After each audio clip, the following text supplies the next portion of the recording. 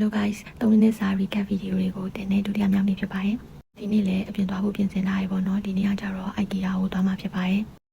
IKEA မှာကကြတော့ဒီကွန်ဒိုတင်မှာတည်းဖို့အတွက် furniture တွေတွက်ကြည့်မှာပေါ့နော်ဒါပေမဲ့သူစီမှာကြတော့ဘာ service ပါရှိရလဲဆိုရင်ဒီကိုယ့်ရဲ့ floor plan နဲ့လိုက်ပြီးတော့မှဒီတို့စီက furniture တွေဝယ်ရင်ဒီ floor plan ပေါ်မူတည်ပြီးတော့မှတို့ကနေရာချပြီးရဲ့ဒီ design consultant လုပ်ပြီးရဲ့ service လေးရှိရပေါ့နော်သူနဲ့ကပထမ appointment ကတော့ပြီးသွားပြီဒီနေ့ကကြတော့ဒုတိယ appointment ချိန်ထားတာပါ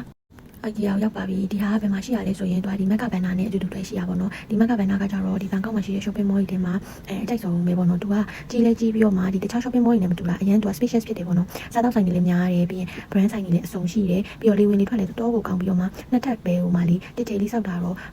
လူများလည်းပဲသူကတစ်ထည်ကြီးမဖြစ်ဘူးလဲလို့ပတ်လို့လည်းတော်ကောင်းတယ် shopping ထွက်လို့လည်းတော်ကောင်းပါတယ်ဒါပေမဲ့ဒီ shopping mall ကကြတော့ဒီရက်ထားလိုက်ပေါ်မှာမဟုတ်ဘဲနဲ့ဒီသူကကားနဲ့လာမှရတဲ့နေရာမှာရှိနေကြအောင်လို့ဒီရက်ထားလိုက်ပေါ်ကဒီ central mall ဘာလို့လောက်တော့လဲလူမများဘူးပေါ့နော်စနေတနင်္ဂနွေပြီးရင်ဒီလိုမျိုး public holiday ရှိတဲ့ရက်တွေလောက်ပဲဒီမှာလူများတာဆိုတော့ ECC shopping လုပ်ချင်ရင်ဒီမှာကဘန်နာကို recommend ပေးပါရယ်ပြီးတော့သူကစားတောက်ဆိုင်နေဆိုလို့ချင်းလည်းအပြင်ဘက်မှာလုံဝကိုလို့ restaurant အကြီးကြီးရှိအောင်လို့ဒီမှာစားတောက်လေးတော်တော်ကောင်းနေပေါ့နော် finally IKEA ကိုရောက်ပါပြီဒီ IKEA ရဲ့ဒုတိယတက်ကိုသွားမှာပေါ့နော်ဒီနေ့ချိန်လာတာက furniture team နဲ့ဖြစ်တာမို့လို့သူတို့ဒီ design consultant office တွေကိုသွားရမှာပါဒီ IKEA ကိုကြိုက်ရတဲ့အကြောင်းကပေါ့နော်သူတို့ကဒီလိုမျိုး showroom တွေကို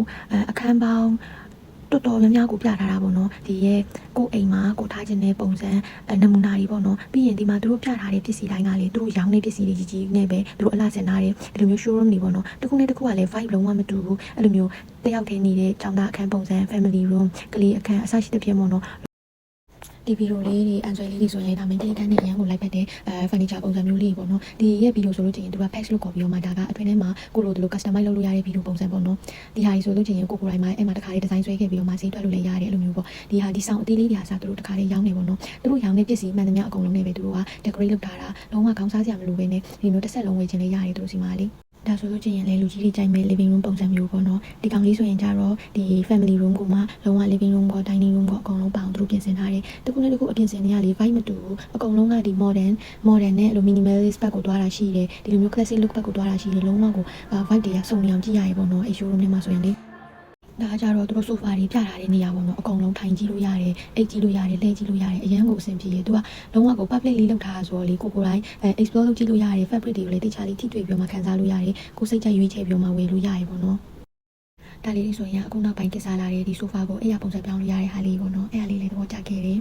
တကယ်ကဒီဗီဒီယိုတွေရိုက်လိုက်စခုံတွေ့ရင်ထိုင်ကြည့်လိုက်တဲ့လုံးနေရနဲ့ချိန်ထားတဲ့အချိန်ကတော်တော်ကတ်နေပေါ့နော်အဲ့ဒါနဲ့မှတတိယပြီးတော့မှရုံခန်းပြေးဖို့ပြင်มาတော့တယ်ဒီရုံခန်းကလေသူရဲ့ဒီ showroom တွေကြားထဲမှာပဲသူကလောက်ထားတာပေါ့နော်အဲ့ design console လုပ်တဲ့အခန်းလေးကလေဒါပေမဲ့ကန်ကောင်းစွာနဲ့ပဲသူလည်းမရောက်သေးဘူးပေါ့နော်မိနစ်ပိုင်းလိုလေးမှာပဲပြီးတော့သူပြထားတဲ့ဒီရှေ့ဘက်ကပြထားတဲ့ floor plan ကိုဒီစားပြန်ကြည့်ဒီနေ့ကိုပြင်ချင်တဲ့ဟာလေးတွေကိုတစ်ချက်ကြိုပြီးတော့မှပြင်ဆင်ပြီးတော့မှသူရဲ့အလားအဆောင်နေလိုက်ပါတယ်